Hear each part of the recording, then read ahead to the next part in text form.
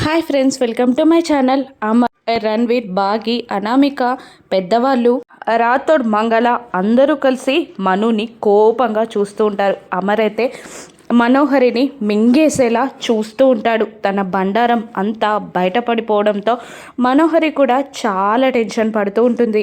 అమర్ మనోహరిని కోపంగా చూస్తూ ఏదో డిసిజన్ తీసుకునే ముందు వేళ్ళని తట్టినట్టు ఆలోచిస్తున్నట్టు ఇలా అంటుంటాడు. నువ్వు నా దగ్గర చాలా దాచావు మనోహరి, చెప్పాల్సినవి చాలా ఉన్నాయి, ఇప్పటికైనా చెప్పు అని అంటుండగా మనోహరి చాలా భయపడిపోతుంది. ఇంకా ఇలా అంటుంటాడు అమర్, నిన్న నువ్వు రణ్వీర్ ఇంటికి వెళ్ళినప్పటి నుండి మాకు చాలా విషయాలు తెలిసాయి.